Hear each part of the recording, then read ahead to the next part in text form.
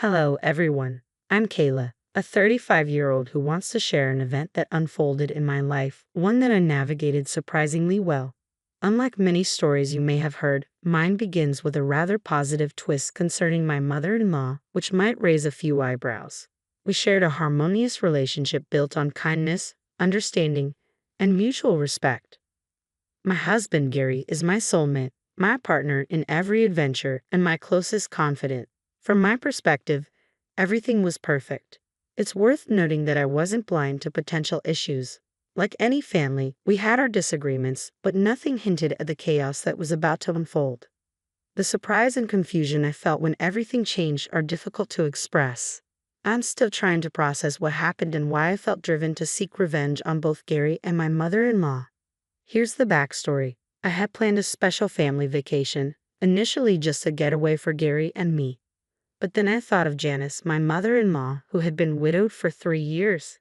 Imagining her loneliness, I decided to extend the invitation to her, hoping to make the trip unforgettable for all of us.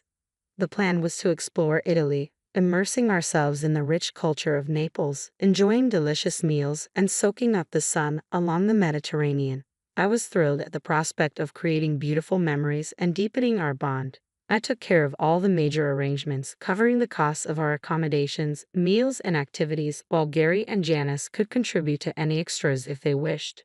My vision was to give us a once-in-a-lifetime experience in Italy, from staying in a charming boutique hotel with breathtaking views to attending a vibrant flamenco dance show. The excitement among us was palpable, and I was bubbling over with joy at the surprise I had planned for Janice and Gary. Little did I know that the events about to unfold would challenge my unwavering trust and shatter the seemingly flawless harmony of our family life. I was on the brink of an experience that would dramatically shift my perspective on family loyalty and expose the startling complexities of deceit. But let's not get ahead of ourselves. Let me take you back to a moment filled with anticipation and dreams of our trip to Italy, a time when our aspirations brimmed with potential and optimism. There I was in our living room, holding the plane tickets with a radiant smile, calling Gary and Janice over.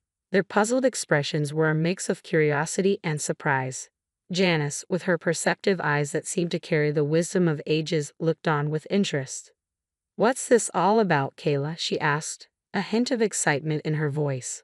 With a grand flourish, I presented the plane tickets and excitedly outlined our splendid Italian vacation. I had meticulously planned every detail of our trip, eagerly watching their faces for a glimpse of the joy and appreciation I felt. Gary's reaction was immediate. His face lit up, eyes sparkling with excitement. "Kayla, you're amazing. This trip sounds incredible," he exclaimed. Janice's response was more subdued but equally heartfelt. "Oh, Kayla, you've gone above and beyond. This is such a generous gift," she said, her warmth enveloping me. In that moment, I was filled with pride and happiness. Their reactions confirmed the love and thought I had poured into planning this surprise. I truly believed this vacation would strengthen our bonds even further, creating memories that would last a lifetime and fortifying connections that already felt indestructible. However, as you may have guessed, our story was about to take a dark turn. Beneath the surface of our seemingly perfect relationships lay a complex web of deceit and betrayal poised to ensnare us. The unraveling truth would test the boundaries of forgiveness and challenge our understanding of what it meant to be a family. As we embarked on our journey and boarded the plane to Italy, the air was thick with anticipation. We were set to dive into the vibrant life of its streets, blissfully unaware of the challenges that lay ahead. The first week of our trip unfolded like a dream. We indulged in the rich flavors of the region, roamed through historical sites, and let the lively flamenco beats guide our steps into the night. Laughter and a shared sense of joy seemed to affirm that nothing could sever the strong bond we shared. Yet, unbeknownst to me, a tempest was gathering strength, ready to strike and unravel the fabric of my happiness. It was a bright Monday morning, the sun casting a golden glow over the city. I found myself alone in what should have been a room filled with family. Confusion and a sinking sense of unease enveloped me as I reached for my phone, desperately trying to contact Gary and Janice, only to be met with silence. Their sudden disappearance left me grappling with a whirlwind of emotions and questions. The phones offered no answers, and a thorough search of our room revealed no clues. No goodbye notes, no packed bags, nothing to suggest a planned departure or any hint of trouble. It felt as if I had imagined our shared moments of happiness. Now, sitting alone in a space meant for family, time stretched painfully as I wrestled with unsettling possibilities. Had they somehow gotten lost, or worse, been taken? The absence of any signs of a struggle or distress quickly dismissed those fears, leaving me with the cold realization that I had been abandoned in a foreign country. The bonds I thought were unbreakable now seemed to have dissolved. Just as despair began to cloud my thoughts, a ray of hope pierced the gloom, a call from Janice. A mix of emotions overwhelmed me. Relief at knowing they were at least safe, confusion over their unexplained departure, and a deep sense of betrayal. With a heart heavy with conflicting feelings, I answered, my voice betraying my worry and incredulity. Janice, where are you? What's going on? I asked, hoping for some understanding, some reason that could make sense of this situation. However, the response I received was far from the warm, comforting tone I was used to from Janice. Her voice, edged with a hint of coldness and frustration, was almost unrecognizable. Kayla, I thought I should at least return your call since you've tried reaching me so many times, she said, her words striking a chill through me. The affectionate, kind-hearted Janice I knew seemed distant, replaced by someone whose actions I couldn't reconcile with the love and respect we once shared. I'm sorry if I bothered you, I replied, my voice filled with genuine concern. I just couldn't find you or your things and started to worry something bad might have happened. Her next words hit me like a physical blow, carrying a chilling indifference. We left you. Confused and hurt, I pressed for an explanation. But why? What did I do? I couldn't stand another week with you, so we had to leave, she said bluntly. Stunned, I struggled to process the weight of her words. I asked, what do you mean? Did I do something to upset you? Yes, how can you not see it? Janice snapped. You just decided we were going on this trip, assuming I'd be okay with spending so much time together. I can handle a few hours at family gatherings, but 3 weeks? I couldn't pretend any longer. After just 1 week, I was at my limit. Her words carried a harshness I had never encountered before, leaving me stunned. I'm sorry, but Gary and I are headed to the airport now. We just can't be around you any longer, she added, her announcement sending shockwaves through me. This revelation challenged everything I thought I knew about our relationship. How could our seemingly strong bond dissolve so quickly? I was left questioning what I had done to provoke such a reaction and whether there was any way to mend the rift between us. Feeling a mix of confusion and sorrow, I tried to express my unawareness of her feelings. Janice, I honestly had no idea you felt this way. You wouldn't have known. I led you to believe everything was fine, she replied, her tone icy. But why didn't you talk to me about this earlier? We could have worked through whatever issues you had with me, I insisted, still trying to understand the root of the problem. That's just it. I can't specifically say what it is about you that bothers me. You just do, she admitted, sounding almost childish in her inability to articulate her discomfort. I was astounded. That's incredibly vague. Are you upset with me over some vague annoyance? That seems so petty. I thought there was a genuine issue at stake. Our conversation left me in disbelief. Not only was our relationship not as solid as I believed, but the reasons for its breakdown were maddeningly unclear. This unexpected twist in our family dynamics forced me to confront a painful truth. Sometimes the foundations we build upon are more fragile than we ever imagined. I didn't do anything wrong, did I? I asked, seeking some sort of justification for this bewildering situation.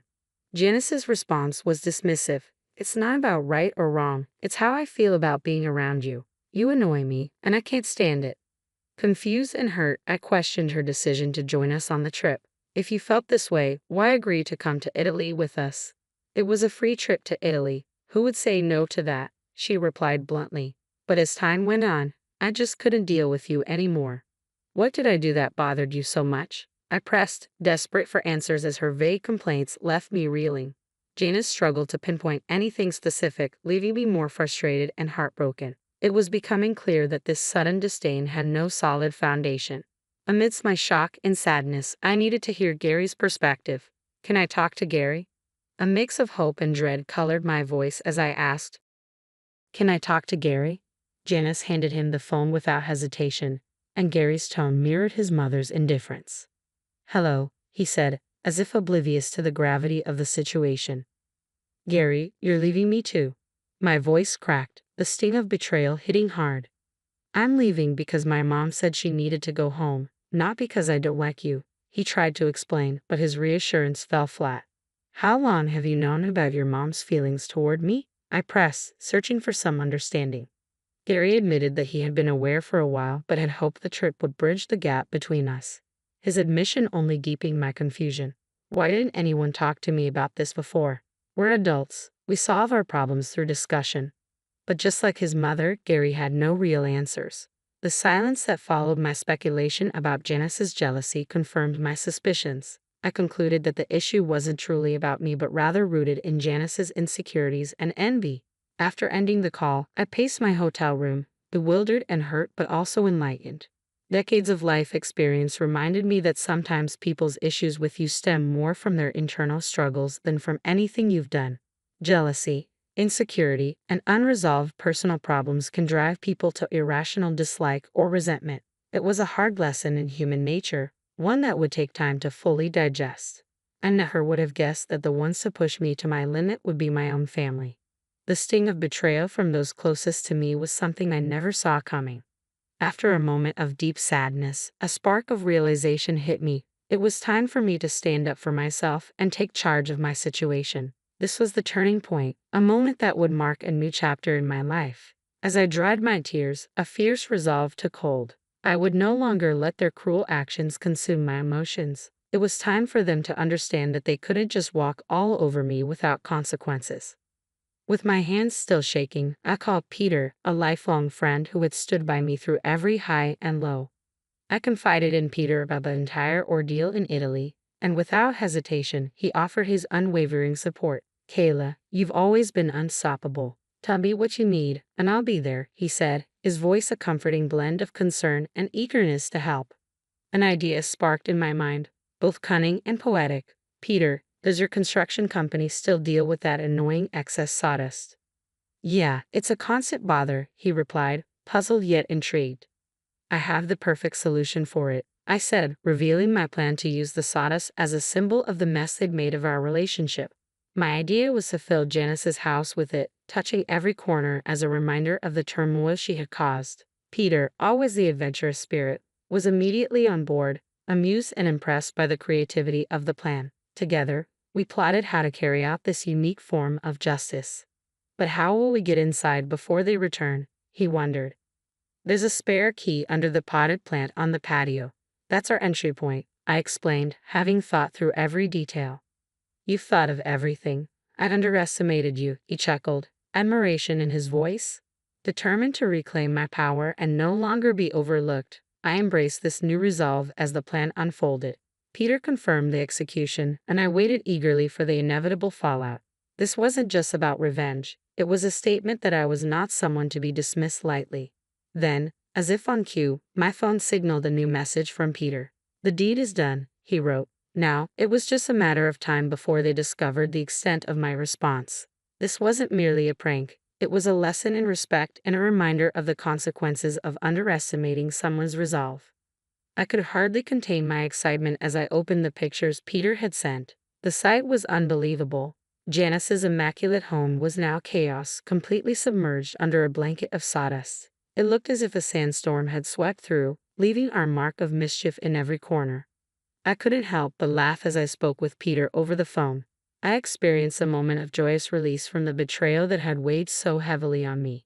It was a strange kind of triumph, sharing this victory with Peter, a friend who stood by me through such an unconventional response to hurt. There's a certain satisfaction in being a little naughty, he remarked, and I couldn't agree more. As time passed, my anticipation grew for Gary and Janice's reaction. I imagined their shock and confusion upon returning to a home transformed by our handiwork. Eventually, Gary called, his voice laced with shock and a hint of panic as he described their astonishment at the sawdust-filled house. Listening to him, I couldn't help but feel a twisted sense of satisfaction. My heart swelled with the knowledge that my message had been delivered.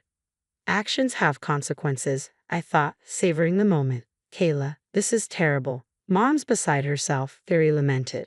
Without hesitation, I admitted my role in their unexpected welcome home. Well, how could you just abandon me like that? I retorted. Was this you? Gary's confusion was palpable. Then Janice's voice cut in, demanding the phone from Gary before accusing me directly. Despite their attempts to pin the blame on me, I coolly deflected. Maybe it's time you consider security measures for your home, I suggested, the irony not lost on me. Janice's complaints about the inconvenience and discomfort caused by the sawdust only reinforced my point about their choice to leave me stranded in Italy. Amidst the chaos, I felt a surge of empowerment. I had sent a clear message. I was not someone to be underestimated or discarded without thought. The fallout from our orchestrated chaos served as a reminder of the strength I had reclaimed by standing up for myself. The question of when I would return from my vacation lingered in my mind. I had originally planned to stay for 3 weeks, but now I toyed with the idea of extending my trip a bit longer. During a phone call, as Janice lamented the state of her home, Garrett couldn't hide his dismay. "Kayla, this is terrible. How could you?" he implored. I couldn't resist playing innocent. "Why would you think I'm involved? I'm just here enjoying the jacuzzi. How could I possibly orchestrate such a thing?" Holding back my laughter was a challenge as they fumbled over their suspicions, unable to pin anything concrete on me. The thrill of seeing them so bewildered was undeniable. As I ended the call with Gary, a wave of satisfaction washed over me. I had flipped the script, forcing them to confront the consequences of their own actions. What I had done might have been extreme, especially considering Janice's age and the potential health risks posed by a sawdust-filled house. But I was certain they wouldn't dare stay there, opting instead for a prolonged hotel stay. Meanwhile, I extended my vacation, savoring the Italian culture and the freedom I had reclaimed. Back home, Gary and Janice faced the daunting challenge of cleaning up the colossal mess, a task that seemed almost Herculean. The thought of Janice moving in with us, given her aversion to my company, was an ironic twist I found amusing. This situation highlighted a harsh truth. Sometimes, people only understand the impact of their actions when faced with direct consequences. The entire ordeal served as a poignant reminder that the only way to teach someone a lesson is often by letting them experience the repercussions of their actions firsthand. So if you ever find yourself in a position to serve justice in your own unique way, perhaps it's not such a bad idea to seize the opportunity. After all, it gives those who have wronged you something tangible to ponder over.